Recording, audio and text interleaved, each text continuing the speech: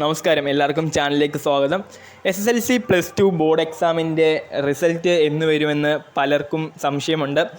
അപ്പോൾ ആ ഒരു കാര്യങ്ങളാണ് ഇന്നത്തെ വീഡിയോയിൽ നമ്മൾ നിങ്ങളുടെ മുമ്പിലേക്ക് അവതരിപ്പിക്കുന്നത്. ആദ്യമായിട്ടാണ് ഈ ചാനൽ കാണുന്നതെങ്കിൽ ഇപ്പോൾ തന്നെ സബ്സ്ക്രൈബ് ചെയ്ത് നോട്ടിഫിക്കേഷൻ എനേബിൾ ചെയ്യുക, മറ്റുള്ള ഫ്രണ്ട്സിലോട്ടൊക്കെ ഷെയർ ചെയ്യുക. ഈ വർഷത്തെ SSLC THSLC പരീക്ഷകളുടെ വാല്യുവേഷൻ പൂർത്തിയായിട്ടുണ്ട്. ഏപ്രിൽ 3 ആരംഭിച്ച മൂല്യനിർണ്ണയം ഇന്ന് പൂർത്തിയായി. ഈ വർഷം റെക്കോർഡ് വേഗത്തിലാണ് വാല്യുവേഷൻ പൂർത്തിയായത്. SSLC വാല്യുവേഷനായി ആകെ 70 ക്യാമ്പുകളായിരുന്നു പ്രവർത്തിച്ചത്. വാല്യുവേഷൻ പൂർത്തിയായ സാഹചര്യത്തിൽ തുടർ നടപടികൾ വേഗത്തിൽ പൂർത്തിയാക്കി മെയ് ആദ്യ വാരത്തിൽ തന്നെ SSLC പരീക്ഷാഫലം പ്രസിദ്ധീകരിക്കും.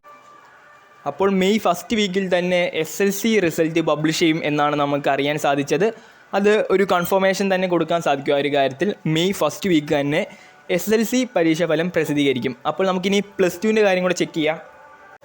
ഈ വർഷത്തെ higher secondary, vocational higher secondary പരീക്ഷകളുടെ വാല്യുവേഷൻ അടുത്ത ആഴ്ചയോടെയാണ് പൂർത്തിയാകുന്നത്. SSLCയുടെ ഓൾറെഡി നമ്മൾ പറഞ്ഞു കഴിഞ്ഞു.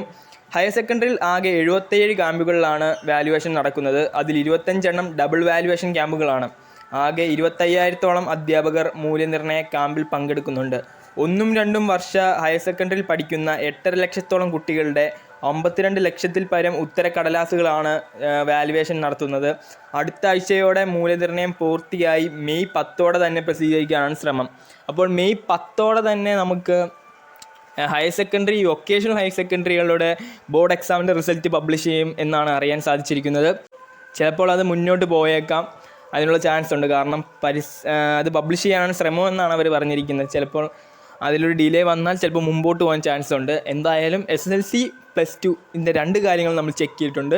ഇതിനൊരു കൺഫർമേഷൻ ലഭിച്ചാൽ നമ്മൾ ഉടനടി തന്നെ ചാനലിൽ അപ്ലോഡ് ചെയ്യുന്നതായിരിക്കും. അതിനായി നിങ്ങൾ ചാനൽ ഇപ്പോൾ തന്നെ സബ്സ്ക്രൈബ് ചെയ്ത് നോട്ടിഫിക്കേഷനും എനേബിൾ ചെയ്യുക. ഈ വീഡിയോ SSLC +2 വിദ്യാർത്ഥികൾക്കും കൂടെ ഷെയർ ചെയ്യാൻ മറക്കരുത്. അപ്പോൾ അടുത്ത വീഡിയോയിൽ കണ്ടുമുട്ടാം.